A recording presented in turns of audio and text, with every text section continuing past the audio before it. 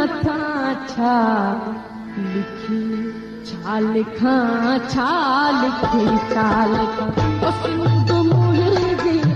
दुनिया जा सिंधियो हिक मुठ थी सिंध बचायो।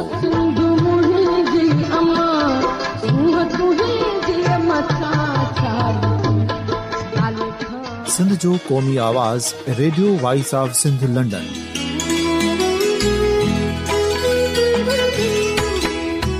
Radio voice of Sindh London पंहिंजी नशरियात में सिंध जी सियासत, समाज, इक़्तिसादियात, तारीख़, क़ौमी उमंगुनि ऐं अख़लाक़ियात मुतलिक़ सिंध जी हक़ीक़ी तर्जुमानी कंदे प्रोग्रामनि खे असराइतो बणाइण लाइ सिंध जे घण घुरनि ऐं धरतीअ सां प्यार कंदड़ अदीबनि, दानिशवरनि, सहाफ़ियुनि, उस्तादनि, वकीलनि ऐं हर तबिके जे मानवारनि सजणनि खे सिंध में शऊरी इनकलाब लाइ सहकार जो सॾु ॾियूं था।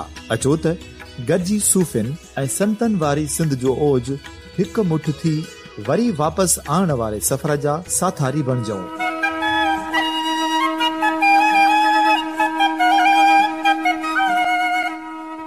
हिकु नए सुबुह जी शुरूआत जो पड़ाॾो घर घर, ॻोठ ॻोठ ऐं शहर शहर ताईं पहुचायो। शाल सिंध आबाद ऐं ख़ुशहाल थिए, सिंधी माण्हू सुखियो ऐं सताबो थिए।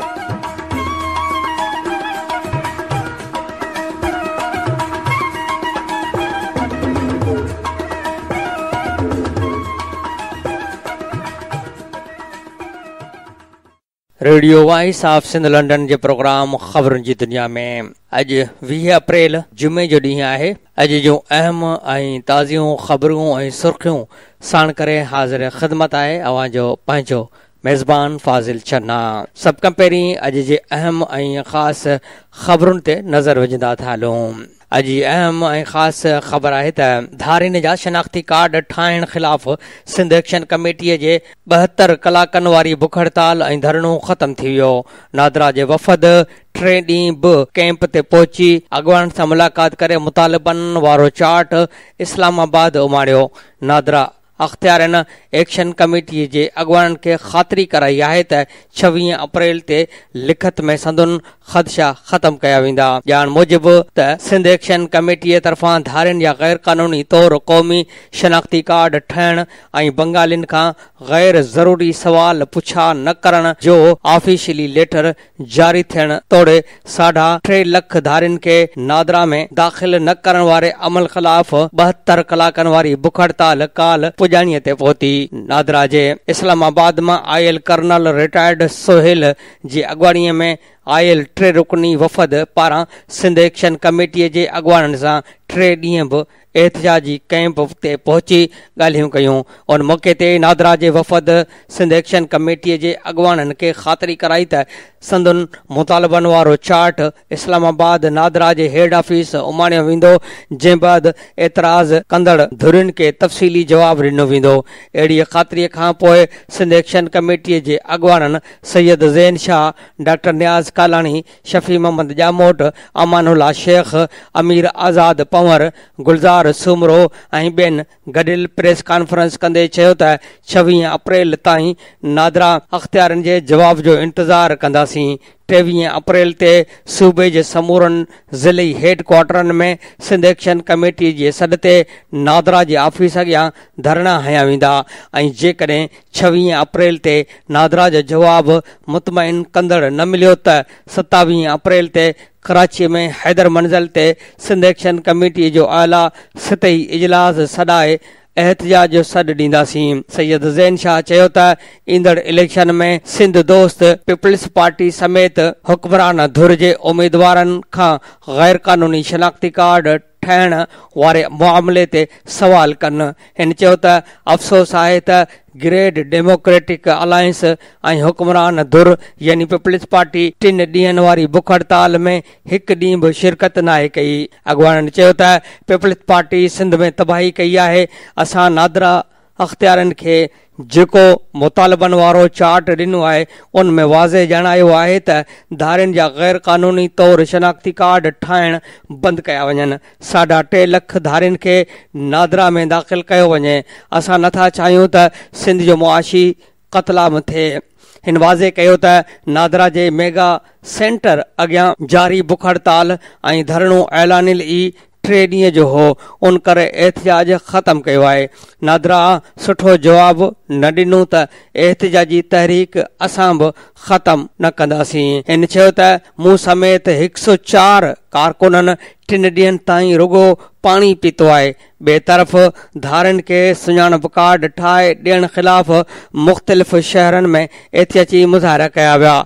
हिंगोरजा में SUP जिस्कम अॻवाननि यूसुफ मेमण, अला बख्श मंगी, मुंतज़िर महदी, मलाह रज़ा, अली भुट्टो, आमिर चन्नू, जनसार लाड़क, मांझंद में मोहम्मद उमर अबड़ो, गौतम चन्ना, नबी बख्श खोसो, लतीफ़ ब्रह्माणी, हक नवाज़ मंगणहार जी अॻवानीअ में एहतिजाजी मुज़ाहिरा कया विया।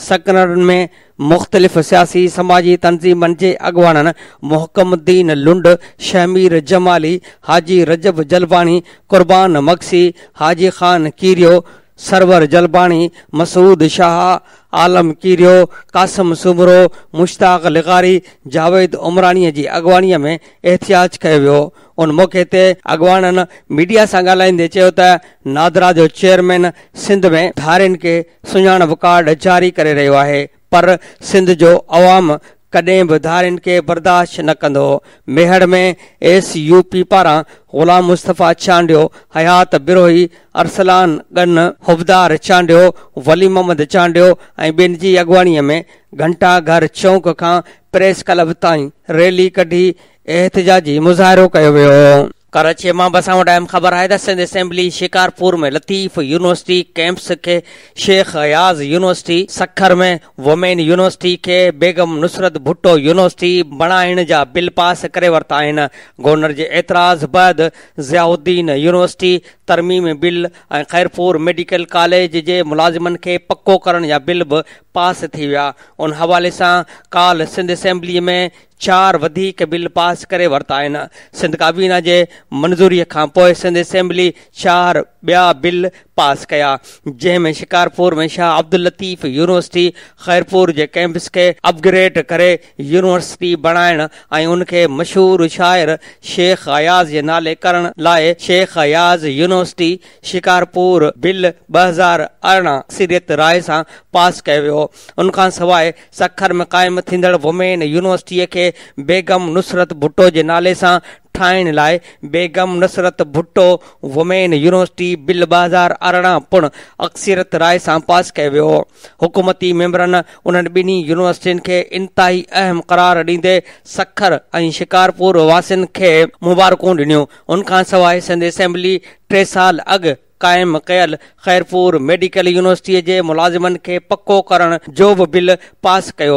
कानून वारे वज़ीर Ziaul Hassan Lanjar Sindh regularization of contract employees of Khairpur medical college bill 2018 पेश कयो, जंहिंखे अॻूणे वॾे वज़ीर क़ाइम अली शाह साराहींदे चयो त 3 सालनि खां मुलाज़िम कॉन्ट्रैक्ट ते कमु पिया कनि, उन्हनि खे पको करे बहितरीन फ़ैसिलो कयो वियो आहे। जॾहिं त गवर्नर तरफ़ां एतिराज़ लॻाए वापसि कयल ज़ियाउद्दीन यूनिवर्सिटी तरमीमी बिल 2018 खे पुण ॿीहर पास कयो वियो। इहा तरमीमी ज़ियाउद्दीन यूनिवर्सिटीअ में बोर्ड ठाहिण ऐं सरकारी तोड़े ख़ानगी इदारनि खे अलहाक ॾियण बाबति, जॾहिं त सिंध असेंबलीअ में 4 ॿिया बिल, जंहिंमें Sindh employees social welfare security तरमीमी bill 2018, Sindh employees old age benefits तरमीमी बिल 2018, सिंध घटि में घटि उजरत तरमीमी बिल 2018 ऐं सिंध वर्कर्स वेलफेयर फंड ते तरमीमी बिल 2018 शामिल आहिनि। इम्कान आहिनि त इहे बिल अॼु पास कराया वेंदा। सिंध असेंबलीअ में नुसरत सहर अब्बासीअ जो रिथ रद्द थियण ते गोड़ थियण बैदि समूरी मुखालिफ़ धुर हिकु थी वई। एजेंडा जूं कॉपियूं फाड़े स्पीकर जी डाइस अॻियां नारेबाज़ी कंदे इजलास जो बाइकाट करे छॾियो। काल सिंध असेंबलीअ में फंक्शन लीग जे MPA नुसरत सहर अब्बासी थर में डॉक्टरियाणियुनि जी खोट ऐं उते मुक़रर डॉक्टरियाणियुनि 37 मां 25 खे कराची ऐं हैदराबाद बदिली करण वारे मामले ते मुहमली रिथ पेश कंदे चयो त थर में मुक़ररु डॉक्टरियाणियुनि खे मुख़्तलिफ़ बहाननि सां ॿीहर कराची ऐं हैदराबाद बदिली कयो वियो आहे। थर में ॻुरहारियूं औरतूं मुनासिब इलाज न थियण सबबि मसइलनि खे मुंहुं ॾेई रहियूं आहिनि। नुसरत अञा ॻाल्हाए ई रही हुई त डिप्टी स्पीकर शहला रज़ा हुकूमत खां राय मालूम कई, जंहिं ते हुकूमती धुर उन मामले ते बहस जी मुखालिफ़त करे छॾी। पार्लियामानी मामलनि वारे वज़ीर निसार अहमद खोड़ो चयो त मीडिया में आयल इहे ख़बरूं बेबुनियाद आहिनि। उन्हनि डॉक्टरियाणियुनि खे बदिली न पर सिख्या लाइ मोकिलियो वियो आहे, जेके ट्रेनिंग खां पोइ ॿीहर वापसि थर में मुक़ररु थींदियूं। हुकूमत ते अहिड़े मौक़िफ़ ते नुसरत अब्बासी ॻाल्हाइण शुरू कयो त स्पीकर संदसि माइक बंदि कराए छॾियो, पर उन बावजूदि हूअ ॻाल्हाईंदी रही ऐं फंक्शन लीग जे मेंबरनि गोड़ शुरू करे ॾिनो, जॾहिं त मुखालिफ़ धुर जे पार्टियुनि MQM, तहरीक इंसाफ़ ऐं नवाज़ लीग जा मेंबर बि एहतिजाज में शामिल थी विया। मुखालिफ़ धुर अॻवान ख्वाजा इज़हारुल हसन स्पीकर खे चयो त मेंबरनि खे घटि में घटि ॻाल्हाइण जो मौक़ो त ॾियो, उनखां पोइ भले रिथ खे रद्द करायो। अॻु मेंबरनि खे ॻाल्हाइण ॾिनो वेंदो हो, हाणे उहो बि बंदि कयो वियो आहे, पर स्पीकर ॻाल्हाइण जी इजाज़त न ॾिनी ऐं ईवान मां राय वठी रिथ खे रद्द करे छॾियो, जंहिं ते समूरा मुखालिफ़ मेंबर सीटुनि ते बीह रहिया ऐं ईवान में नारेबाज़ी शुरू थी वई। एजेंडा जूं कापियूं फाड़े स्पीकर जे डाइस अॻियां एहतिजाज कयो वियो। एहतिजाज जो सिलसिलो डिघो थींदो वियो त डिप्टी स्पीकर कानून वारे वज़ीर खे बिल पास करण जी इजाज़त ॾेई छॾी। हिन अञा सिंध एम्प्लॉइज़ सोशल सिक्योरिटी तरमीम बिल मुतारिफ़ कराए पास कराइण जी कोशिश कई त MQM जे सरदार अहमद चयो त असां बिल पढ़ियो ई न आहे, तंहिं करे बिल हिकु ॾींहं लाइ मुलतवी कयो वञे। अहिड़ीअ तरह 4 बिल मुतारिफ़ कराया विया, जॾहिं त बेगम नसरत भुट्टो यूनिवर्सिटी बिल आयो त हुकूमती धुर उनखे पास कराइण शुरू कयो। मुखालिफ़ धुर उन ते गौर बि मुलतवी करण जी घुर कई, पर हुकूमती धुर इहा घुर रद्द करे छॾी, जंहिंखां पोइ लगातार 20 मिंट ईवान में गोड़ ऐं नारेबाज़ी खां पोइ मुखालिफ़ धुर जा समूरा मेंबर ईवान मां बाइकाट करे हलिया विया ऐं असेंबलीअ जे इमारत जे ॾाकड़ियुनि ते वेही एहतिजाज कयो। बाद में कुझु PSP में वियल MPAs मोटी आया ऐं ॻाल्हाइण जी इजाज़त ॾियण लाइ चयो त पर स्पीकर खेनि इजाज़त न ॾिनी। मुखालिफ़ धुर बाद में ॾाकड़ियुनि ते बि हुकूमत ऐं पीपल्स पार्टीअ जी क़यादत ख़िलाफ़ सख़्त नारेबाज़ी कई। उन मौक़े ते मुखालिफ़ धुर अॻवान ख्वाजा इज़हारुल हसन चयो त हुकूमत मुखालिफ़ धुर जे आवाज़ खे बंदि करणु चाहे थी। जेकॾहिं इहो सिलसिलो जारी रहियो त अॼु बि सख़्त एहतिजाज कयो वेंदो। हिन वधीक चयो त मुखालिफ़ धुर सां माटेली माउ वारो सलूक कयो पियो वञे, जेको बर्दाश्त न कंदासीं। हिकु सवाल ते हिन चयो त मुखालिफ़ धुर वॾे वज़ीर सां इस्लामाबाद वञी धरणू छो हणे? वॾो वज़ीर पाण वञी धरणू हणे? वॾो वज़ीर ऐं सिंध हुकूमत नाकाम थी चुकी आहे। फंक्शनल ऐं नवाज़ लीग मेंबरनि जा सिंध असेंबली में बारदाणो खणी हुकूमत ख़िलाफ़ एहतिजाज कयो वियो। बारदाणो मनपसंद माण्हुनि खे ॾियण ते सुप्रीम कोर्ट खे पाण मुरादो नोटिस वठण जी अपील कई वई आहे। उन हवाले सां काल फंक्शनल ऐं नवाज़ लीग जे मेंबरनि नुसरत अब्बासी, रफ़ीक बांभण, निंद कुमार, सोरठ थेबो, हाजी शफ़ी जामोट ऐं ॿियनि सिंध असेंबलीअ ॿाहिरां बारदाणो खणी अनोखो एहतिजाज कयो। हिननि बारदाणो मनपसंद माण्हुनि खे ॾियण ख़िलाफ़ नारेबाज़ी कई। मीडिया सां ॻाल्हाईंदे हिननि चयो त PP सरकार आबाद करण जी ज़िंदगी अज़ाब बणाए छॾी आहे। बारदाणो जियालनि में विरहायो पियो वञे। हिननि वधीक चयो त अरबे रुपयनि जी सब्सिडी ॾियण बहाने हुक्मरान पंहिंजा घर भरे रहिया आहिनि। नेब उन मामले जी जांच करे हिननि सुप्रीम कोर्ट जे चीफ जस्टिस खे बि अपील कई त बारदाणो पंहिंजे माण्हुनि खे ॾियण वारे मामले जो पाण मुरादो नोटिस वरितो वञे।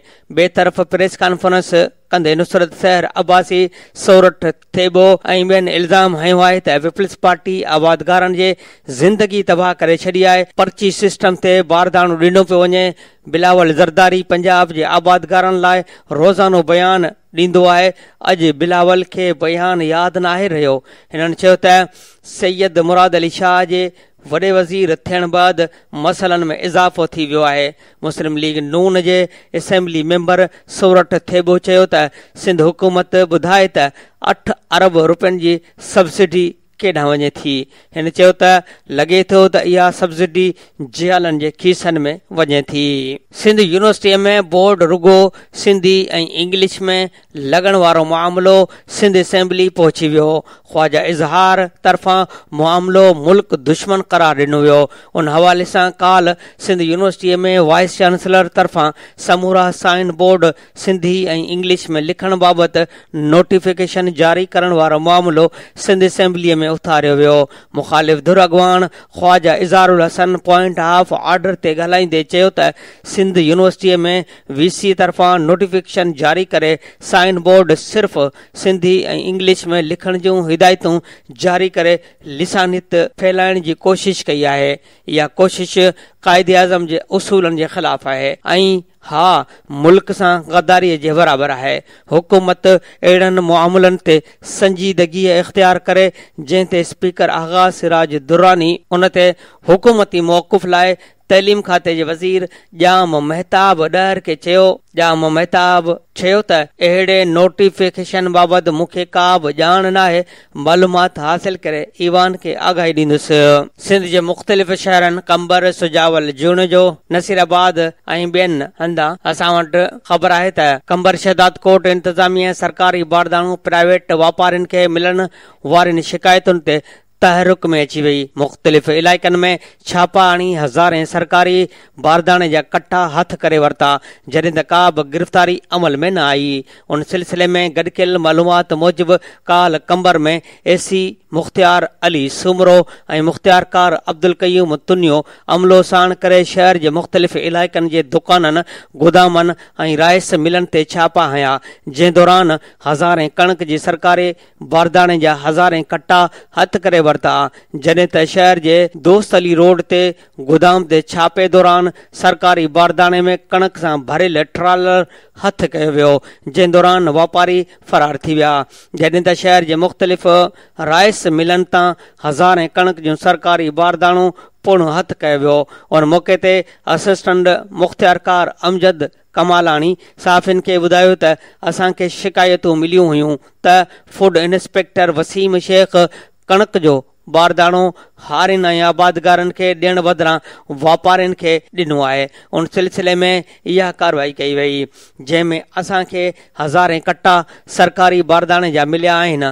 सुजावल जूणे जो जे मुख़्तियारकार रेवेन्यू अब्दुल हमीद कुटियो पुलिस साण करे अर्ज़ी भुट्टो शहर में ख़ादिम हुसैन सुमरो समेत 2 वापारनि जे दुकाननि ते छापा हया, जितां कणक सां भरियल 2000 खां वधीक सरकारी बारदाने जा कट्टा हथ कया विया आहिनि। जॾहिं त अमलदारनि तरफ़ां वापारियुनि ख़िलाफ़ कंहिं बि क़िस्म जी कार्रवाई न कई वई आहे। होॾां तहलके जे आबादगारनि अब्दुल कादिर जलबानी, अख्तर हुसैन सारियो, वहीद जूण जो, इमरान लांघा ऐं ॿियनि चयो त फूड अमलदार आबादगारनि लाइ आयल बारदानू वापारियुनि खे विकिरो करे करप्शन करे रहिया आहिनि। शिकायतूं करण बावजूद को बि अमलदार नोटिस नथो वठे। DFC हसन अली मक्सी ज़िले अंदरि फूड सेंटरनि ते मुक़ररु थियल फूड इंस्पेक्टरनि सां मिली भगत करे करप्शन करे रहियो आहे। आबादगारनि वधीक चयो त मुख़्तियारकार रेवेन्यू अब्दुल हमीद कुटियो तरफ़ां वापारनि जे दुकाननि ते छापा हणी 2000 खां वधीक बारदाने जूं बोरियूं हथ कयूं वयूं आहिनि, जॾहिं त मुख़्तियारकार वापारियुनि खां रुश्वत वठी हथ कयल बारदाने जो तइदाद 200 ॿुधाए रहियो आहे। ॿिए पासे राब्तो करण ते मुख़्तियारकार ॿुधायो त 200 बारदाने जूं बोरियूं वापारियुनि वटां हथ कयूं वयूं आहिनि, जेके DC कंबर हवाले कयूं वेंदियूं। होॾां नसीराबाद में मुख़्तियारकार नसीराबाद असकर अली लाशारी गुझे इतला ते पुलिस अटाला साण करे वारा रोड ते वाक़े सोलंगी राइस मिल ते छापो हणी 200 सरकारी बारदाने जा कट्टा हथ करे वरिता आहिनि, जॾहिं त वापारी ज़ुबैर अहमद कलोड़ो मौक़े तां भॼी वियो। हैदराबाद मां बसां वटि अहम ख़बर आहे त सिंध जे मुख़्तलिफ़ शहरनि में प्रोसिक्यूटरनि तरफ़ां एहतिजाज जारी रखियो वियो। काल कराची में 13 ॾींहुं मोहम्मद मारूफ़ मलानी ऐं ॿियनि सहाफ़ियुनि सां ॻाल्हाईंदे चयो त असांखे सिहत कार्ड समेत ॿियूं सहूलियतूं न पियूं ॾिनियूं वञनि। टाइम स्केल बि नथो मिले, जंहिं करे एहतिजाज करण ते मजबूर थिया आहियूं। हिन चयो त असांजा मुतालबा मञी परेशानियुनि खां बचायो वञे। ॿिए तरफ़ कंदकोट में वकील 3 ॾींहं बि साहिब ॾिनूं बलोच, शबीर मरी, अब्दुल फताह चांडियो, अब्बास सूमरो, वाजिद मलक, नवाब शाह में अली अहमद अंसारी, मुश्ताक जमाली, असगर सूमरो जी अॻवानीअ में एहतिजाज कयो वियो। कराची मां बि असां वटि अहम ख़बर आहे त IG सिंध एडी ख्वाजा MQM जे दहशत गर्दनि खे ॻुझी मालूमात ॾियण जे इल्ज़ाम साबित थियण ते CTD जे हटायल इंस्पेक्टर अली रज़ा खे बहाल करण खां पोइ जांच करण जो हैरान कंदड़ ऑर्डर पास कयो त पुलिस ऑफिसर मुंझारे जो शिकार थी विया। हिकु ॾींहुं अॻु IG सिंध ओचितो हिकु ऑर्डर पास कंदे इंस्पेक्टर अली रज़ा खे नौकरीअ ते बहाल करे छॾियो ऐं AIG क्राइम ब्रांच डॉक्टर अमीर शेख खे अली रज़ा ते इल्ज़ामनि बाबति ॿीहर जांच करण जो हुकुम ॾिनो आहे। IG सिंध जे अहिड़े हुकुम खां पोइ न रुगो पुलिस में सुठी साख रखंदड़ additional IG CTD Sanaullah Abbasi जी रिपोर्ट रद्द थी वई, पर संदुसि क़यादत में अली रज़ा ख़िलाफ़ थियल जांच तोड़े संदुसि क़यादत में कयल ॿियनि केसनि जी जांच लाइ बि सवाल उथी सघनि था।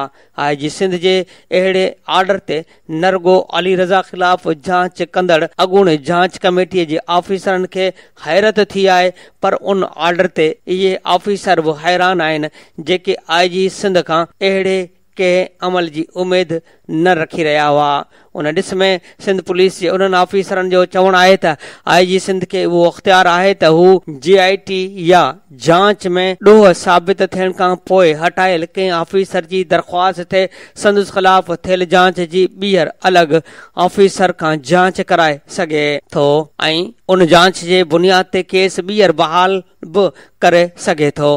पर IG सिंध जो अली रज़ा वारे केस में अमल उन करे हैरान कंदड़ आहे जो उन सां हिन हिकु तरफ़ी फ़ैसिलो पाण मुरादो करे छॾियो आहे ऐं उहो फ़ैसिलो इहो आहे त हिन सनाउल्ला अब्बासी जे उन जांच रिपोर्ट जंहिंजी बुनियाद ते अली रज़ा खे नौकरीअ मां कढियो वियो हो, जंहिंखे रद्द कंदे खेसि बहाल करण जो ऑर्डर करे छॾियो।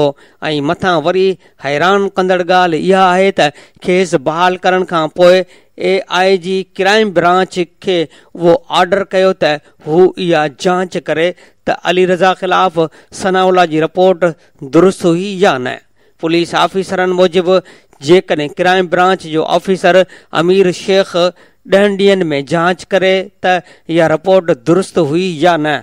ऑफिसरनि मूजिबि थियण त ईअं घुरिबो हो त IG सिंध अली रज़ा खे बहाल करण खां अॻु अमीर शेख जी रिपोर्ट जो इंतज़ारु करे हा, पर हिन ईअं न कयो। IG सिंध तरफ़ां 10 ॾींहं इंतज़ारु करण बदिरां खेसि बहाल करण वारे फ़ैसिले खे मुंझारे वारो क़दम सम्झनि था ऐं उहो सम्झी न सघिया आहिनि त IG सिंध जहिड़ो क़ानून जी पोइवारी कंदड़ ऑफिसर इहो क़दम खणण ते मजबूर छो थियो। ठठो मां बि असां वटि अहम ख़बर आहे त केटी बंदर में सिंध सरकार तमर जा ॿूटा पोखण जो आलमी रिकॉर्ड क़ाइमु करण लाइ 10 लख ॿूटा पोखण जी मुहिम शुरू करे ॾिनी आहे। केटी बंदर जे साहिली पट्टीअ में 10 लख ॿूटा पोखण जी मुहिम जी शुरूआति पीपल्स पार्टी जे चेयरमैन बिलावल भुट्टो ज़रदारी तमर जो ॿूटो पोखे कई। कराची में हीअ असां वटि ख़बर आहे त क़ौमी एहतसाब ब्यूरो नेब सिंध जे बल्दियात वारे सेक्रेटरी जे पर्सनल सेक्रेटरीअ जी गिरफ़्तारीअ बैदि वॾी तइदाद में सोन, प्राइज़, बांड, रक़म ऐं ॿियूं क़ीमती सामान बरामद करे वरितो आहे। नेब इख़्तियारनि तरफ़ां जारी कयल बयान मूजिबि नेब जवाबदार रमज़ान सोलंगीअ खे गुज़िरियल ॾींहुं गिरफ़्तार कयो हो। काल एहतसाब अदालत में जवाबदार खे एहतसाब अदालत में पेश कयो वियो, जिते हिकु ॾींहं जी जिस्मानी रिमांड ते नेब हवाले कयो वियो। नेब जवाबदार जे निशानदेहीअ ते गार्डन में क़ाइम जवाबदार जे घर में सर्चिंग कई वई। नेब खे जवाबदार जे घर मां लखें रुपयनि जा ज़ेवर, नक़द ऐं प्राइज़ बांड हथ करे वरिता। नेब मूजिबि जवाबदार जे घर मां 3 करोड़ 15 लख रुपया मालियत जी मुल्की ऐं गैर मुल्की करंसी, 18 लख रुपयनि जी मालियत जा प्राइज़ बॉन्ड, 100 तोला सोना ज़ेवर ऐं ॿियो क़ीमती शयूं ऐं ॿिया दस्तावेज़ हथ कया विया आहिनि।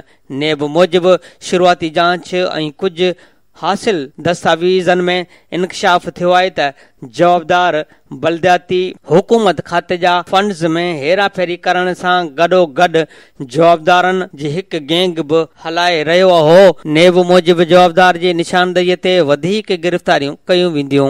मीरपुर ख़ासि मां बि असां वटि अहम ख़बर आहे त अवामी तहरीक पारां सिंध में पाणीअ जी खोट, डेल्टा में पाणी न छॾणु, सिंधु दरिया ते धारियुनि जी आबादकारी ऐं ज़ुल्फ़काराबाद रिथा समेत मेगा मनसूबनि ख़िलाफ़ ठठे खां निकितल सिंध बचायो सुजागी मार्च मीरपुर ख़ासि पहुतो। मार्च में शरीक अॻवाननि ऐं कारकुननि खे गुलनि जा हार पाराए शानदार अजिया कई वई। रैली जी अॻवानी अवामी तहरीक जे मरकज़ी सदर डॉक्टर रसूल बख्श ख़ासि खेली, नूर अहमद कात्यार, ॾाढा कादिर रांटो, हुसना राहूजो, गफ़ार नारेजो करे रहिया हुआ। मार्च मीरपुर ख़ासि मार्केट चौक पहुचण ते जलसे में तब्दील थी वियो। उन मौक़े ते अवामी तहरीक जे मरकज़ी सदर रसूल बख्श ख़ासि खेली ख़िताब कंदे चयो त जॾहिं 1943 में सिंध असेंबली पाकिस्तान जे हक़ में करारदाद पास कई त उन वक़्तु चयो वियो त सिंध ते हक़ हुकुमरानी सिंधियुनि जी हूंदी, वसीला अवां जा हूंदा, दरिया अवां जो हूंदो, पर मुल्क ठहण सां मामला उल्ट थी विया। असां खां हर शइ खसिजी वई, पाणी वियो, रोज़गार वियो, वसीलनि ते कब्ज़ा थी विया, पंजाब जो कब्ज़ो करायो वियो ऐं हाणे कातिल अफ़गानी, बर्मी, बंगाली असां ते मरण लाइ कार्ड जारी करे असांखे अक़लियत में तब्दील कयो पियो वञे। उन साज़िश में PP, नून लीग, PTI ऐं ॿियूं पार्टियूं इक़्तिदार हासिल करण लाइ शामिल आहिनि। पंजाब में 35,000 मशीननि ज़रिए सिंध जो पाणी चोरी थिए थो। सिंध खे हथ वठी तबाह कयो पियो वञे। सिंध जे पाणीअ ते धाड़ो हणी सिंधु दरिया खे सुकाए डेल्टा खे तबाह कयो वियो आहे, जंहिं सबबि सिंध जे लखें एकड़ ज़रख़ेज़ ज़मीन बंजर बणिजी तबाह थी वई आहे ऐं ईंदड़ कुझु अरसे में सिंध समुंड जी तबाहकारीअ सबबि नक्शे तां मटिजी वञण जो ख़तरो वधी वियो आहे। हिन चयो त हिकु मनसूबे तहत ज़ुल्फ़काराबाद, रिथा, बहरिया टाउन ऐं ॿियनि मेगा मनसूबनि जे नाले ते धारियुनि खे आबाद करण जो मनसूबो जोड़ियो वियो आहे, जंहिं तहत गैर मक़ामी बिहारियुनि, बंगालियुनि, बर्मियुनि ऐं अफ़गानियुनि खे कूड़ा शनाख्ती कार्ड जारी करे मक़ामी माण्हुनि जे हक़नि ते धाड़ा हया पिया वञनि। हिन चयो त सिंध जे वसीलनि ते कब्ज़ा करे मक़ामी माण्हुनि लाइ रोज़गार जा दर बंदि कया विया आहिनि।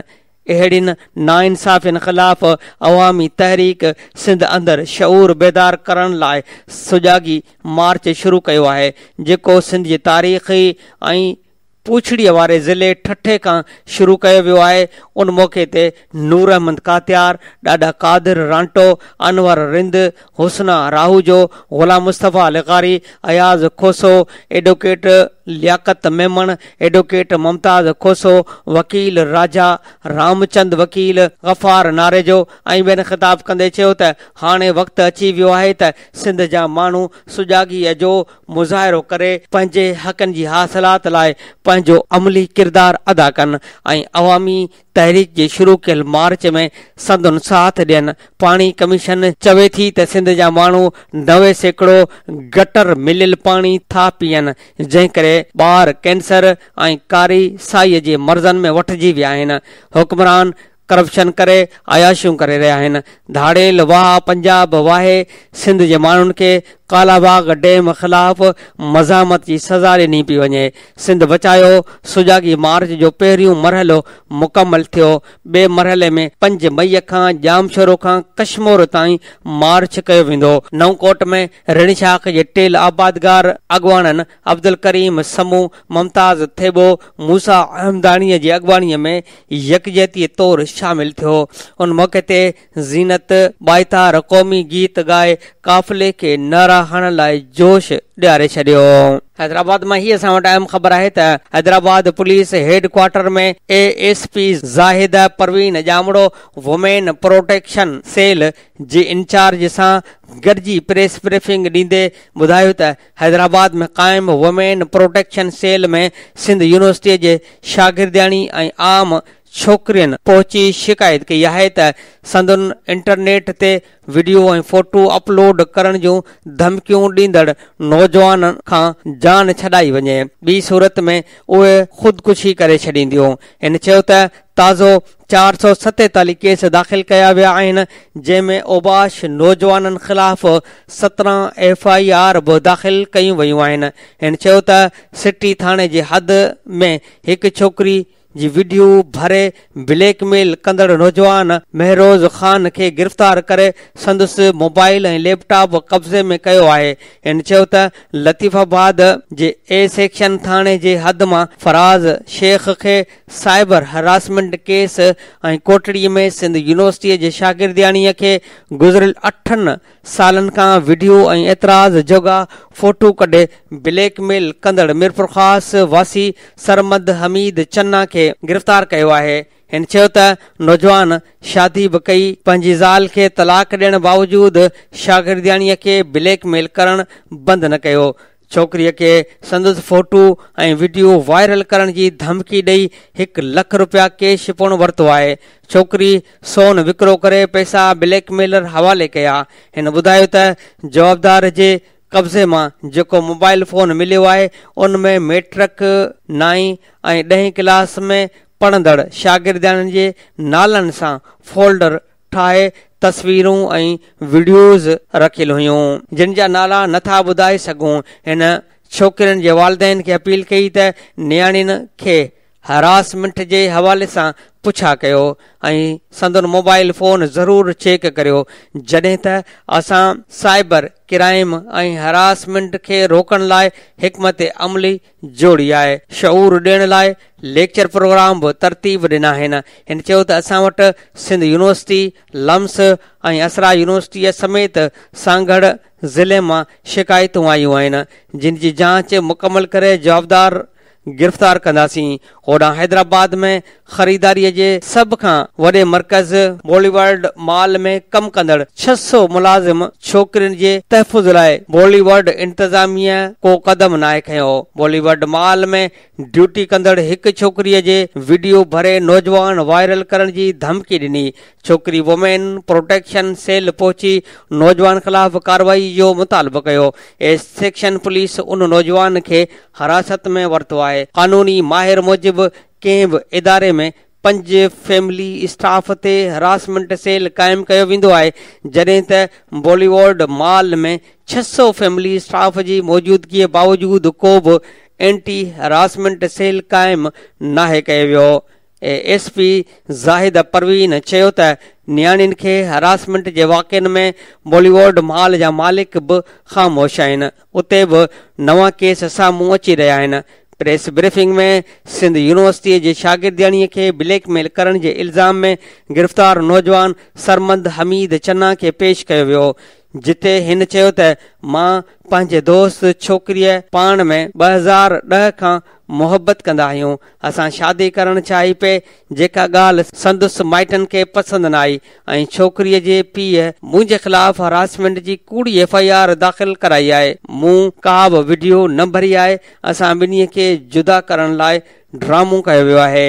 Radio voice of Sindh London जे प्रोग्राम ख़बरुनि जी दुनिया में अवां जे समातुनि जे अहम सुर्ख़ियूं ऐं ख़बरूं पेश करे रहियो आहियां। अहम सुर्खी आहे त सखर में हमरा पुट सां मिली ज़ाल खे बाहि ॾेई छॾी। इजाज़त खां सवाइ मामे जी शादीअ में वञण ते अरबेलो चाचड़ पुट सां मिली ज़ाल सनिया खे पेट्रोल हारे बाहि ॾिनी। औरत जे जिस्म जो मथियों हिसो सख़्त मुतासिर, खेसि ॻणतीअ जोगी हालत में अस्पताल में दाख़िल कयो वियो। मुतासिर औरत जे मामे मोहम्मद खान चाचड़ जी फरियाद ते अरबेलो ख़ालिकदाद ऐं रमज़ान चाचड़ ते केस दाख़िल कयो वियो आहे। बासर रमज़ान जे चुरछ ते जवाबदार अरबेलो ऐं संदसि पुट मुंहिंजे भाणेजीअ खे बाहि ॾिनी आहे। फरियादीअ जो मौक़िफ़।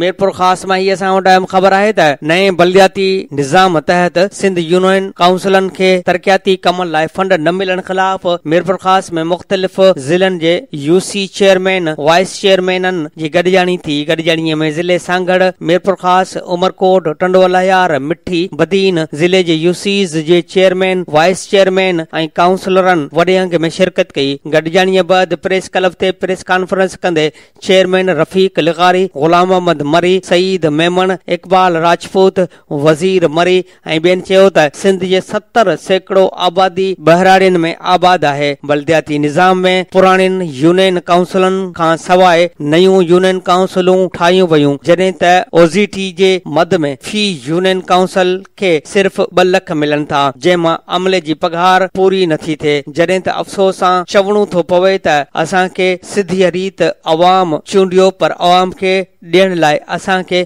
कुझु बि नथो मिले। तरक़ियाती कमनि लाइ का रक़म नथी मिले, जंहिं करे यूनियन काउंसिलूं सख़्त माली बहरान में मुब्तला आहिनि। हिननि चयो त सूबाई फाइनेंस कमीशन पारां फी यूसीअ खे घटि मां घटि 10 लख रुपया ॾियण जी सिफारिश कई वई, पर उन ते को बि अमल न थियो। पंजाब सूबे में फी यूनियन काउंसिल खे तरक़ियाती कमनि जी मद में माहवार 30 खां 35 लख ॾिना वञनि था। केपीकी में फंड्स मिलनि था, पर सिंध सूबे में फंड्स न ॾियण अवाम सां वेसाघाती आहे। असां चूंडियल नुमाइंदा आहियूं, पर असांखे के इख़्तियार मिलियल न आहिनि। 2013 ईस्वी लोकल गवर्नमेंट एक्ट तहत जंहिं बि यूसीअ में को सूबाई या वफ़ाक़ी या ज़िलई सतह जो तरक़ियाती कमु थींदो, उन जी निगरानी यूसी चेयरमैन कंदो, पर असां खां केरु पुछण लाइ तयार न आहे।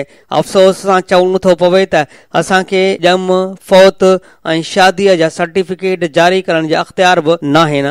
हिननि चयो त यूसी जी एराज़ी म्यूनिसिपल तोड़े टाउन कमेटीअ जे एराज़ीअ खां वधीक आहे। टाउन कमेटी ऐं यूसी कमेटी चेयरमैननि खे सरकार तरफ़ां गाॾियूं मिलियल आहिनि, जॾहिं त असांखे का अहिड़ी सहूलियत मुयसर न आहे जेका ज़्यादती आहे। हिननि पीपी चेयरमैन बिलावल भुट्टो, वॾे वज़ीर मुराद अली शाह, सूबाई वज़ीर बल्दियात खां मुतालबो कंदे चयो त ईंदड़ 2018 जे बजट में फी यूसी में तरक़ियाती कमनि लाइ घटि मां घटि 10 लख माहवार कया वञनि। जेके नयूं यूसीज़ ठहियूं आहिनि उन्हनि जूं इमारतूं न आहिनि, उन्हनि लाइ फंड्स रखिया वञनि ऐं नयनि यूसीज़ खे नादरा कोड जारी कयो वञे ऐं काउंसलरनि जूं पघारूं मुक़ररु कयूं वञनि। हिननि चयो त असां मसइलनि जी जिदोजहद लाइ स्टडिंग कमेटी जोड़ी आहे त जीअं असां पंहिंजे मसइलनि खे सूबाई सतह ते उथारे सघूं।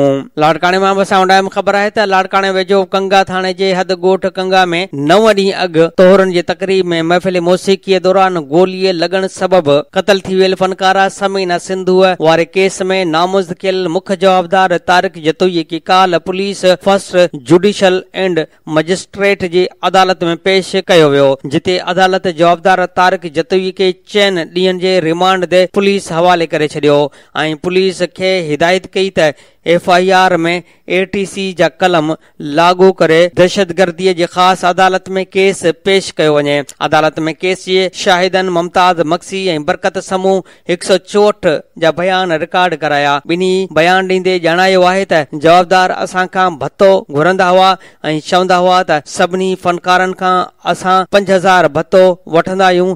असां राग जी महफ़िल में समीना सां गॾु हुआसीं त जवाबदार महफ़िल में बि असां खां भत्तो घुरियो, न ॾियण ते जवाबदार तारिक जतोई समीना खे क़तल कयो। राब्ते करण ते जांच ऑफिसर लियाकत अब्बासी ॿुधायो त अदालत में जवाबदार खे पेश कयोसीं, जिते शाहिदनि ऐं फनकार जे मुड़िस जा बयान रिकॉर्ड कया विया आहिनि। हिन ॿुधायो त बयान थियण बैदि 164 कलम FIR में लागू कयो वियो आहे। अहिड़ी कापी मिलण बैदि ई दहशतगर्दीअ जी अदालत में केस उमाणण लाइ दरख़्वास्त ॾिनी वेंदी, जॾहिं त फनकारा समीना सिंधूअ जे मुड़िस आशिक समूह ॿुधायो त अदालत में पेश थी मूं बयान ॾिनो त जवाबदार तारिक जतोई 3 महीना अॻु मूंखां भत्तो वठण लाइ घर आयो ऐं ग़रीब हुअण करे मूं भत्तो ॾियण खां इनकार कयो, जंहिं बैदि जवाबदार सख़्त नतीजा भोगण जूं धमकियूं ॾिनियूं ऐं 3 महीननि बैदि लाड़काणे भरिसां कंगा ॻोठ में हिकु प्रोग्राम मिलियो जिते मुंहिंजी घरवारी फनकार समीना सिंधू 4 खां 5 कलाक ॻाया त तारक जतोई अची मूंखे चयो त हाणे भतो ॾे, तुंहिंजी घरवारीअ खे काफ़ी पैसा घोर में मिलिया आहिनि। जंहिं बैदि जवदार मुंहिंजे घरवारीअ खे उथी बि ॻाइण लाइ चयो। ॻोरारी हुअण करे हिन इनकार कयो, पर उन बावजूद मुंहिंजी घरवारी उथी बि राग कयो त जवाबदार खेसि पिस्टल जा फायर करे क़तल करे छॾियो। हिन ॿुधायो त अदालत में जवाबदार जज अॻियां एतिराफ़ कयो त हवाई फायर कया हुआ, पर ग़लतीअ में गोली समीना खे लॻी आहे। हिन अदालत खे उहो बि चयो त संदुस वटि पिस्टल सूरत अली शर जो आहे ऐं मां अहिड़ियुनि महफ़िलनि में हथियार खणी वेंदो आहियां। उमरकोट मां बसां वटाइम ख़बर आहे त उमरकोट में समाजी अॻवान अली अकबर राहिमो जो गिरफ़्तार भाउ बीमार थी पियो। खेसि हैदराबाद मुंतकिल न कयो वियो। उमरकोट में ताज़ो पीपी में शामिल थियल नाले वारे समाजी अॻवान अली अकबर राहिमो जे प्लाट ते कब्ज़े कोशिश दौरान फायरिंग में 3 ॼणनि जे ज़ख़्मी थियण वारे केस में गिरफ़्तार थियल संदुस भाउ शेर मोहम्मद राहिमो खे मुबैना तौर दिलि जी तकलीफ़ थियण सबबि डिस्ट्रिक्ट अस्पताल उमरकोट जी इंतज़ामिया हैदराबाद मुंतकिल करण जी हिदायत कई, जॾहिं त सब जेल उमरकोट जे इंचार्ज ऐं मुख़्तियारकार उमरकोट डॉक्टर तरफ़ां ॾिनल रेफर लेटर वसूल करण खां इनकार कंदे शेर मोहम्मद राहिमो खे हैदराबाद मुंतकिल करण खां जवाब ॾेई छॾियो। शेर मोहम्मद राहिमो जे सौट अहमद अली राहिमो साफ़िन खे ॿुधायो त कुझु सियासी धुरियूं परेशान करण लाइ दबाव विझी रहियूं आहिनि, जंहिं सबबि जेलर शेर मोहम्मद खे हैदराबाद मुंतकिल न करे रहियो आहे। हिन आला अख़्तियारनि खां मुतालबो कयो त शेर मोहम्मद खे हैदराबाद मुंतकिल करे संदुसि ज़िंदगी बचाई वञे। खेसि कुझु बि थियो त उन जो ज़िम्मेवार मुख़्तियारकार उमरकोट हूंदो। राब्तो करण ते मुख़्तियारकार उमरकोट सज्जाद लगारी ॿुधायो त गिरफ़्तार शेर मोहम्मद राहिमो तरफ़ां तबियत ख़राब थियण जी शिकायत असां डिस्ट्रिक्ट अस्पताल मां संदुसि चकास कराई, जितां खेसि हैदराबाद मुंतकिल करण लाइ लेटर मिलियो। असां वटि कंहिं बि क़ैदीअ खे सेशन जज जे इजाज़त खां सवाइ ज़िले खां ॿाहिरि वठी वञण जो अख़्तियार नाहे। सेशन जज जी इजाज़त बैदि ई मरीज़ खे हैदराबाद मुंतकिल करे सघूं था। ठठो मां असां वटि अहम ख़बर आहे त माहौलियाती माहिरनि, सियासी ऐं समाजी अॻवाननि डेल्टा में पाणी छॾण लाज़मी करार ॾेई छॾियो आहे। ठठो में साहिली इलाइक़े जे ज़मीन जी बेहतरी ऐं इस्लाह बाबति मुशावरती इजलास खे ख़िताब कंदे सिंध यूनिवर्सिटी कैंपस ठठो जे pro vice chancellor doctor Sarfaraz Solangi चयो त इंडस डेल्टा में पाणी न छॾण बाबति पहिरियों भेरो सेनेट में आवाज़ उथारियो वियो आहे। वफ़ाक़ 65 करोड़ रुपयनि जी बजेट सां सामूंडी पटीअ जी ज़मीननि जी सतह घटि थियण बाबति प्रोजेक्ट शुरू कयो आहे। हिननि चयो त डेल्टा में पाणी न छॾण सबबि बंजर बणिजी वियल ज़मीननि जे आबादगार ऐं हारियुनि खे मुआवज़ो ॾिनो वञे। फिशर फोक जे चेयरमैन मोहम्मद अली शाह चयो त ठठो, सुजावल ऐं बदीन ज़िलनि जी 35 लख एकड़ ज़मीन सिंधु दरिया में पाणी न छॾण सबबि समुंड गिड़काए वियो आहे। हिन वक़्तु तेज़ीअ सां समुंड जो पाणी दरिया में उबतो वही रहियो आहे। उन दौरान आफ्ताब बुढ़ाणी, मुख्तियार महर, फिजा शाह, आफ्ताब मेमन, गुल मोहम्मद खुश्क, मुबशर सुमरो, मीर बलोच, गुलाब शाह, फरहान मेमन, सरवर पलीजो ऐं ॿियनि पिणु ख़िताब कयो। इस्लाम कोट मां बसां वटाइम ख़बर आहे त इस्लाम कोट में ॻोठ गुलू जो तड़ जे रहवासिन अकबर गाहो, हमज़ो गाहो, शाहवेज़, नियाज़ अहमद गाहो, हुसना ऐं ॿियनि मिठी सिविल अस्पताल जे डॉक्टर ख़िलाफ़ एहतियाती मुज़ाहिरो कयो। हिननि दाहींदे चयो आहे त कुझु ॾींहं अॻु असांजो मासूम ॿारड़ो 1 साल जो नाशाद पुट अकबर गाहो मिठी अस्पताल में उल्टी ऐं जुलाब सबबि दाख़िल हो, जिते इलाज थियण करे सिहतियाब थी रहियो हो त ओचितो उरड़ीअ में मुब्तला थी वियो, जंहिंजो इलाज न थियण ऐं डॉक्टर जी लापरवाहीअ करे ॿारड़ो फ़ौत थी वियो। असां डॉक्टर खे चयो त दवाऊं अस्पताल में न आहिनि त असां स्टोर मां वठी अचूं, जंहिं ते हू वेतर दड़का ॾींदा हुआ। 11 अप्रैल ते शाम जो डॉक्टर आयो ऐं चयो त ॿारड़ीअ में रत जी खोट आहे, रत जो बंदोबस्तु करियो। असां जल्दी में रत वठी आयासीं ऐं ॿारड़ी खे लॻाए नाइट ड्यूटीअ में आयल डॉक्टर ऑफिस बंदि करे सुम्ही रहियो ऐं सिक्योरिटी वारनि खे चयाईं त कंहिंखे अंदरि अचण न ॾिजो। जंहिं बैदि राति जो ॿार जी तबियत ख़राब थी वई, डॉक्टर खे सॾु कया, पर हिन हिकु बि न ॿुधी ऐं सुतल रहियो। जंहिं बाद सिक्योरिटी वारनि ॿारड़े जे वालिद ऐं चाचे खे अस्पताल मां ॿाहिरि कढी गेट बंदि करे छॾियो। थोरी देर बाद ॿारड़ो तड़पी तड़पी फ़ौत थी वियो। असां सां ज़ुल्म थियो आहे। लापरवाह डॉक्टर ख़िलाफ़ क़तल केस दाख़िल कयो वञे। हिननि आला अख़्तियारनि खां वाक़िए जी जांच करे इंसाफ़ जो मुतालबो कयो आहे। मातिलीअ मां बसाउं टाइम ख़बर आहे त मातिली जे बबरी स्टाफ वटि बदीन रोड खां ॻोठ इस्माइल अबड़ो ताईं 1 किलोमीटर रोड जी तमीर जो हलंदड़ कम ठेकेदार खे धमकियूं ॾेई बासर पारां बंदि कराइण ख़िलाफ़ ॻोठ शफ़ी मोहम्मद अबड़ो, जाम रिंद आरब अबड़ो, शेरखान लाशारी, सैयद गुलाम मुस्तफ़ा शाह, रज़ा मोहम्मद लाशारी ऐं ॻोठ हाजी हमज़ो गेलड़ो समेत 15 ॻोठनि जे माण्हुनि एहतियाती मुज़ाहिरो करे धरणो आयो। उन मौक़े ते फैज़ मोहम्मद लाशारी, मशूक अबड़ो, जाम रिंद, सलीम लाशारी ऐं ॿियनि चयो त ॻोठाणनि गॾिजी इंतिज़ामिया खां रोड मंज़ूर करायो। इहा ॻाल्हि बासर खे पसंदि न आई ऐं हिन रोड जो कमु बंदि कराए छॾियो आहे। अहिड़ी दहां असां टंडो ग़ुलाम अली पुलिस खे ॾिनी, पर को बि बासर शख़्स ख़िलाफ़ कार्रवाई करण लाइ तयारु न आहे। हिननि मुतालबो कयो त बासर शख़्स ख़िलाफ़ कार्रवाई करे रोड जी तमीर जो कमु ॿीहर शुरू करायो वञे। अहम ख़बर आहे त मलकानी शरीफ़ में ॻोठ मोरियो ख़ासकिली जे रहवासियुनि स्कूल 9 ॼणनि ख़िलाफ़ प्रेस क्लब अॻियां एहतियाती मुज़ाहिरो करे नारेबाज़ी कई। उन मौक़े ते ॻोठाणनि मीर हसन ख़ासकिली, मोहम्मद हसन ख़ासकिली, ढोलियो पहलवान ऐं मजीद ख़ासकिली चयो त ॻोठ खे को बि स्कूल वेझो न हुजण सबबि 50 खां वधीक ॿारड़ा माल चारे रहिया आहिनि। जदीद दौर में बि छोकिरा ऐं छोकिरियूं तइलीम जहिड़े ज़ेवर खां महरूम आहिनि। हिननि चयो त ॻोठ में स्कूल खोले ॿारनि जो मुस्तक़बिल बचायो वञे। नवाब शाह में असां ख़बर आहे त नवाब शाह में ॻोठ शाह बख़्श उमरानी वासी मोहम्मद आलम बिरोही शाहपुर चाकर पुलिस ख़िलाफ़ प्रेस क्लब अॻियां एहतियाती मुज़ाहिरो कयो। हिन दाहींदे चयो त शाहपुर चाकर में मुंहिंजी मोबाइल जी दुकान मां 3 लख जी चोरी थी ऐं शाहपुर चाकर थाणे ते FIR दाख़िल कराइण लाइ वियसि, पर पुलिस फरियाद न वरिती ऐं मूंखे ख़ामोश रहण जो चई चोरी वापसि कराइण जो आसरो ॾिनो।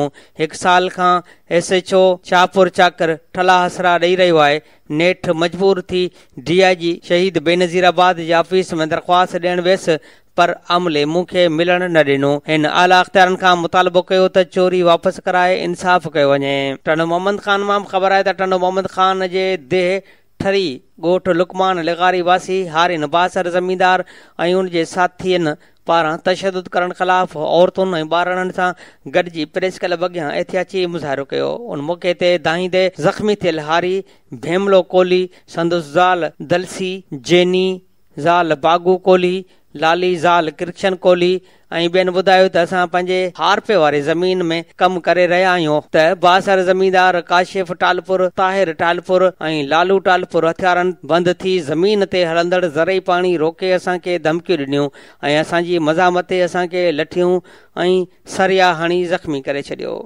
असां टंडो मोहम्मद ख़ान जे थाणे ते फरियाद खणी वियासीं त पुलिस असांखे धाबा ॾेई ॿाहिरि कढी छॾियो ऐं उबतो असांजे ख़िलाफ़ केस दाख़िल करे गिरफ़्तार करण जूं धमकियूं ॾिनियूं। हिननि इल्ज़ाम हयो त बासर जवाबदार क़तल जूं धमकियूं ॾेई रहिया आहिनि ऐं मिलियल ऐं मामले तां हथु खणण लाइ चई रहिया आहिनि। हिननि कानून लागू कंदड़ इदारनि समेत पुलिस जे अहल अमलदारनि खे अपील कई त जवाबदार गिरफ़्तार करे असांखे तहफ़ुज़ ॾेई इंसाफ़ फ़राहम कयो वञे। Radio voice of Sindh London जे प्रोग्राम ख़बरुनि जी दुनिया में अहम ख़बरूं ऐं अहम सुर्ख़ियूं अवां जे समातुनि जे नज़र कयमि। अवां जी समातुनि ताईं radio voice of Sindh London. Radio voice of Sindh London जे प्रोग्राम ख़बरुनि जी दुनिया में हाणे अवां जे समातुनि जे नज़र कंदो थो हलां अॼु जो अहम ऐं चूंड कालम। अॼु अहम ऐं चूंड कालम तहरीर कयो आहे एजाज़ मंगी ऐं उनवान आहे सिंध जे सॾ ते। एजाज़ मंगी पंहिंजे कालम में लिखे थो त सिंध एक्शन कमेटीअ पारां कराचीअ में नादरा मेगा सेंटर साम्हूं सिंधी माण्हुनि जे गुज़िरियल 2 ॾींहनि खां वठी बुख हड़ताली कैंप हली रही आहे। सिंधी माण्हुनि जो इहो एहतजाज केतिरो सुलझणो आहे उन जो अंदाज़ो सिर्फ़ उन ॻाल्हि मां लॻायो वञे त उन एहतजाज सबबि पूरे शहर जे कंहिं रस्ते ते ट्रैफ़िक जी पीह जो कोई मसइलो पैदा न थियो आहे। न कंहिं गाॾीअ जो शीशो भॻो आहे, न कंहिं टायर खे बाहि ॾिनी वई आहे। ॿियो त ठहियो पर नादरा जा कामोरा पंहिंजे नयन निकोर कारिन में अची रहिया आहिनि ऐं वञी रहिया आहिनि ऐं उन्हनि खे को बि सिक्योरिटी थ्रेट कोन्हे। उन्हनि जे आॾो कंहिं उथी नारो बि न हयो आहे। इहो एहतजाज इंतिहाई शाइस्तगीअ ऐं सियासी फज़ीलत जे उम्दा अलामत आहे। आमतौर ते इहो चयो वेंदो आहे त रस्तो अहम न हूंदो आहे पर मंज़िल अहम हूंदी आहे, जॾहिं त तारीख़ सदाईं इहो साबित कयो आहे त सुठियुनि मंज़िलनि तरफ़ गदिला रस्ता न वेंदा आहिनि। उन करे मक़सद जे तमामु घणी अहमियत हूंदी आहे, पर उन सां गॾु असां तरीक़ेकार खे नज़र अंदाज़ करे नथा सघूं। हिन शहर में सदाईं लुड़ ऐं लोफराइप जी सियासत कई वई आहे। जेके माण्हू ऐं धुरियूं सिंध जी सियासी अमल ते एतिराज़ जी आङुर खणनि थियूं, उन्हनि खे हिकु भेरो ॿीहर नादरा मेगा सेंटर ते चकर हणी ॾिसणु घुर्जे त हिकु मुहज़ब एहतजाज कीअं थींदो आहे। शहर में गर्मीअ सबबि पारो चढ़ियलु आहे, पर सिंधी माण्हुनि जे एहतजाज में काई तपश कोन्हे। उन एहतजाज में गर्मजोशी ज़रूरु आहे, पर इहा गर्मजोशी सिर्फ़ पंहिंजनि जो लहू रवां दवा रखण लाइ आहे। बाक़ी उन एहतजाज मां कंहिंखे काई तकलीफ़ नाहे। जॾहिं त पंहिंजे तरीक़ेकार में हिन शहर जे सभ खां वधीक मुहज़ब करार ॾिनी वेंदड़ धुर जमायत इस्लामी बि जॾहिं ग़ैर मक़ामी माण्हुनि खे सुञाणप कार्ड जारी करण जे हक़ में एहतजाज कयो हो त नीपा खां वठी हसन स्क्वायर ऐं जेल चौरंगीअ ताईं कराची जो अहम तरीन रोड ब्लॉक रहंदो हो, जॾहिं त उन्हनि जे किताबनि में उहो लिखियलु आहे त वाट बंदि करे वाटाड़ुनि खे तकलीफ़ ॾियणु नाक़ाबिल माफ़ी ॾोह आहे। पर जमायत सगोरीअ बि माण्हुनि खे तकलीफ़ ॾियण जे सिलसिले में घटि न कई, जॾहिं त सिंध जे उन्हनि पार्टियुनि जा कारकुन जिन लाइ घणो करे जज़्बाती लफ़्ज़ इस्तेमालु कयो वेंदो आहे, इहे पंहिंजे गादीअ वारे शहर में हिकु अहम इशू ते एहतजाज करे रहिया आहिनि ऐं जंहिं जाइ ते इहो एहतजाज थी रहियो आहे उन जाइ ते रहंदड़ माण्हुनि खे तिर जेतिरी तकलीफ़ न पहुती आहे। सभ खां अवल त वफ़ाक़ी तौरु सूबाई सरकार खे उन ॻाल्हि जो नोटिस वठणु घुर्जे, उन्हनि खे सम्झणु घुर्जे त सिंधी माण्हुनि जी सियासत जो सुभाउ केतिरो न पुरअमन ऐं अवाम दोस्त आहे। सिंध जे माण्हुनि जे मिज़ाज में जमहूरियत जी रत जीअं रवां दवा आहे। सिंधी माण्हुनि पंहिंजे हक़ जी हासिलात लाइ बि कोई ग़लति रस्तो इख़्तियार नथो करे। जेकॾहिं उन क़िस्म जे रवैये जे हौसला अफ़ज़ाई न कई वेंदी त हीअ रियासत उन्हनि माण्हुनि खे कीअं सम्झाईंदी जेके सदाईं ब्लैकमेलिंग जी सियासत कंदा रहिया आहिनि। अफ़सोस जी ॻाल्हि इहा बि आहे त हिन मुल्क में उन्हनि जी ॻाल्हि सभ खां वधीक सुणी ऐं सम्झी वञे थी, जेके पंहिंजी ॻाल्हि मञाइण लाइ मनफ़ी हथकंडा इस्तेमालु कनि था, जॾहिं त अमन ऐं फज़ीलत जे रस्ते ते हलण वारनि तरफ़ ध्यानु बि नथो धरियो वञे।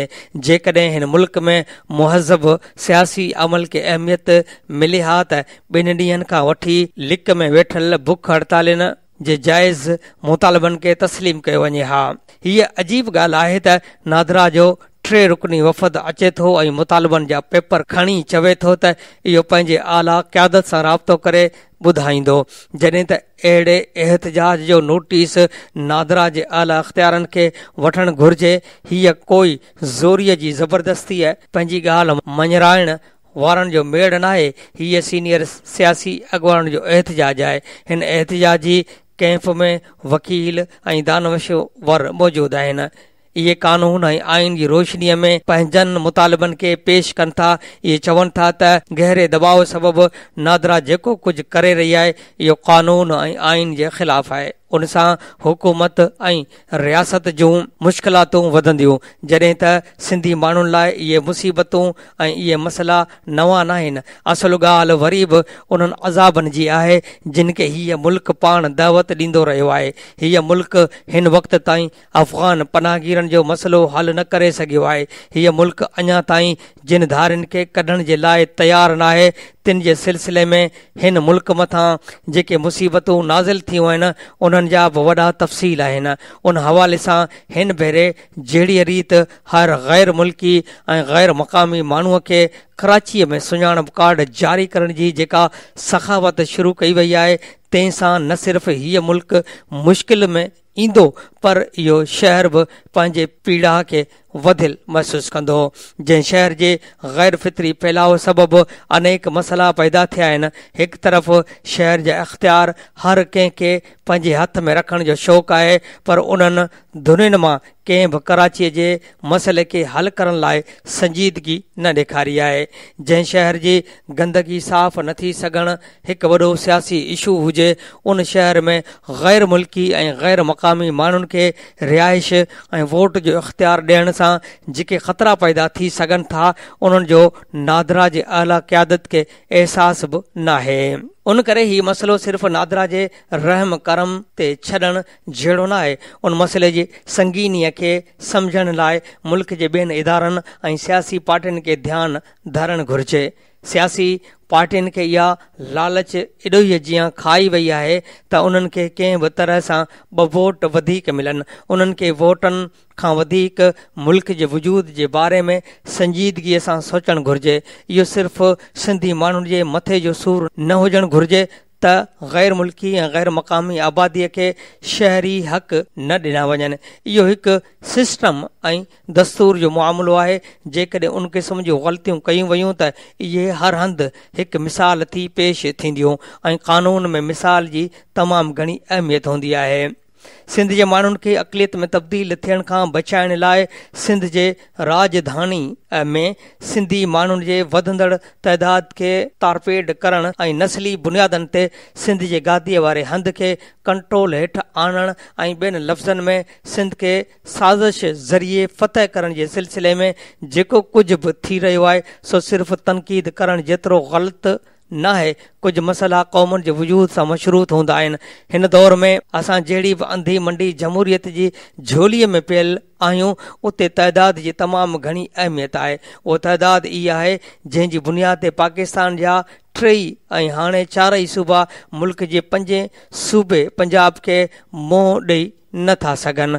कराचीअ में जॾहिं खां वठी MQM जे फासिस्ट सियासत जो ख़ात्मो आयो आहे, तॾहिं खां वठी के नयूं सियासी उमीदूं जागी पयूं आहिनि। कराचीअ में सिंधियुनि जो ग़ैर मामूली तइदाद रहे थो। इहो जेकॾहिं पंहिंजी सियासी शऊर जो मुनज़म इज़हार करे त कराचीअ ते मौजूदु नाम निहाद बालादस्तीअ जा बुनियाद ख़तम थी वञनि। सिंध जे मठ घुरनि खे उन ॻाल्हि जो अंदेशो आहे, उन करे हूअ कराचीअ में गैर मुल्की ऐं गैर मक़ामी माण्हुनि खे धड़ाधड़ सुञाणप कार्ड जारी कराए रहिया आहिनि। हिकिड़ियुनि धुरियुनि खे त उन में पंहिंजो सिधो सो फ़ाइदो ॾिसण में अचे थो ऐं के धुरियूं वरी सिंध दुश्मनीअ में उन ग़लति कम जी हौसला अफ़ज़ाई करे रहियूं आहिनि। अहिड़े कम लाइ चइबो आहे पहाज जे साड़ में व गहण। सिंध जे क़ौम परस्त पार्टियुनि अञा ताईं पार्लियामानी सियासत जा सबक़ न सिखिया आहिनि।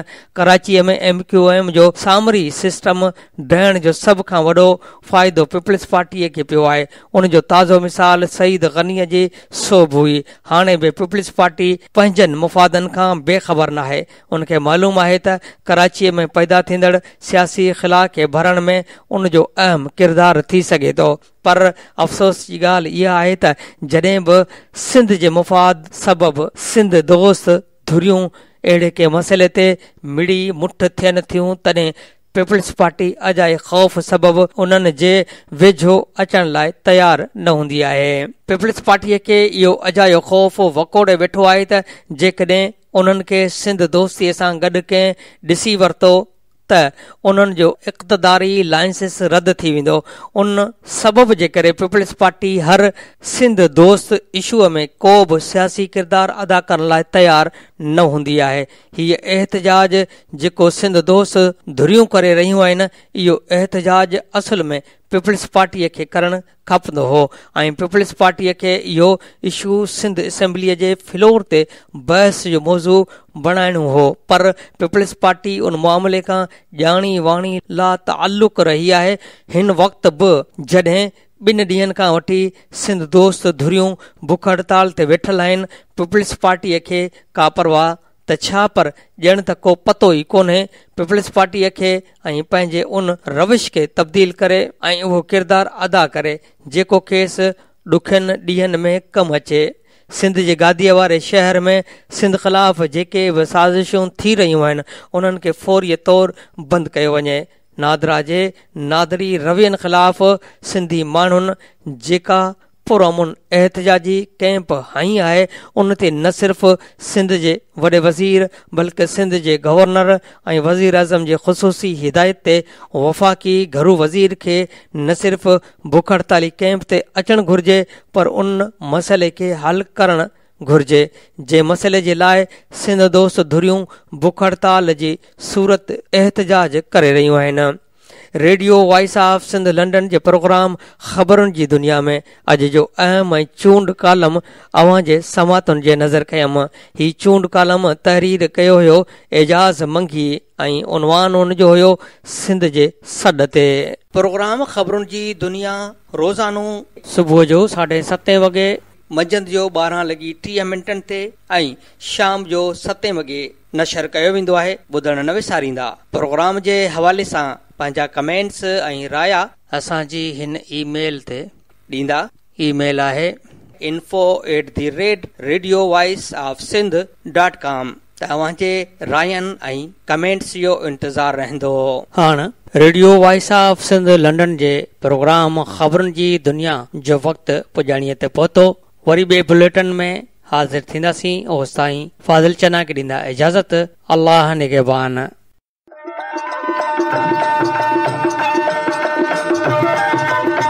दुनिया जो पहिरियों Sindhi web radio radio voice of Sindh London पंहिंजी नशरियात में सिंधी कम्युनिटीअ जो क़ौमी, समाजी ऐं सक़ाफ़ती तर्जुमान जी हैसियत में कमु करे रहियो आहे। मुख़्तलिफ़ प्रोग्राम ऐं लोक मौसीक़ी वसीले दुनिया जे सिंधनि खे हिकु लड़ीअ में पोइण जी कोशिश करे रहियो आहे। Radio voice of Sindh London खे सिंधी वॾे अंग में ॿुधी रहिया आहिनि। रेडियो खे अञा वधीक बहितर प्रोग्रामनि में मुस्तक़िल बुनियादनि ते हलाइण लाइ सिंधी कम्युनिटी पारां माली सहकार जी ज़रूरत आहे। सिंधनि जो क़ौमी आवाज़ radio voice of Sindh London कारोबारी न पर निज सिंधी कम्युनिटी बेस्ड रेडियो आहे।